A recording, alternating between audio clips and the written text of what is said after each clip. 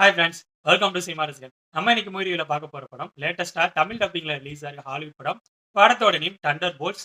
இது ஒரு Marvel based super hero movie. படத்தோட ஸ்டார்ட்டிங்லயே எலினா சிஐஏ இன்சார்ஜா இருக்க வாலண்டினா சொன்ன ஒரு மிஷனை சக்சஸ்ஃபுல்லா முடிக்கிறாங்க. அதுக்கு அடுத்த ஃபைனல் மிஷனா ஒண்ணு வாலண்டினா எலினா குடுக்குறாங்க.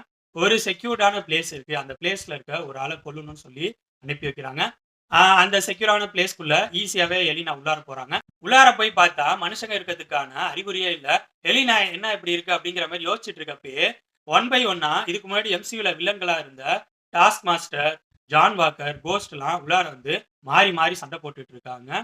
இதுக்கிடையில அங்க பாப்ன்னு ஒரு ஆளும் இருக்கான். அவன் யாருங்கிறது இவங்களுக்கும் தெரியாது. எல்லாம் சண்டை போட்டுட்டு இருக்கப்ப இந்த சண்டையில டாஸ்க் மாஸ்டர் வந்து கொல்லப்படுறாங்க.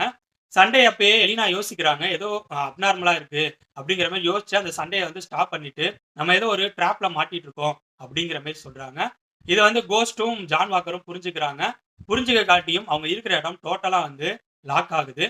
இதுக்கப்புறம் படத்துல நடக்கிற சம்பவங்கள் என்னன்னா, இவங்க அந்த ட்ராப்ப விட்டு வெளியில வந்தாங்களா இல்லையா?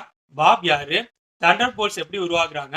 அவங்களோட ஃபர்ஸ்ட் மிஷன் என்ன? இதுக்கெல்லாம் ஆன்சர் சொல்ற படம் தான் தண்டர் போல்ட்ஸ். என்ன பொறுத்தவரைக்கும் இந்த படத்தோட ஸ்டோரி அவுட்லைன் வழக்கமான ஒரு சூப்பர் ஹீரோ ஸ்டோரி அவுட்லைன் தான். பட் ஸ்கிரீன் பிளேல ஓவராலா கொஞ்சம் நல்லா பண்ணியிருந்தாங்க. செகண்ட் ஹாஃப்ல படத்தோட ஸ்கிரீன் பிளே கொஞ்சம் வழக்கமான பேட்டர்ன விட்டு மாத்தியிருந்தாங்க. அதுவே கொஞ்சம் நல்லா இருந்த மாரி தான் இருந்துச்சு. இந்த வருஷத்தோட ஸ்டார்ட்டிங்ல மார்வலோட அந்த கேப்டன் அமெரிக்கா பிரான்சைஸ்ல ஒரு படம் ரிலீஸ் ஆச்சுல்ல, அந்த படத்துக்கு இந்த படம் எவ்வளோ தேவலாம். இந்த படம் மார்வல் ஃபேன்ஸுக்கு கண்டிப்பா பிடிக்கும் அப்படிங்கிற மாரி நான் நெனைக்கிறேன்.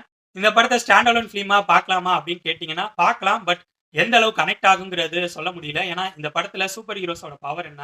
அவங்களுக்குள்ள இருக்க அண்டர்ஸ்டாண்டிங் என்ன?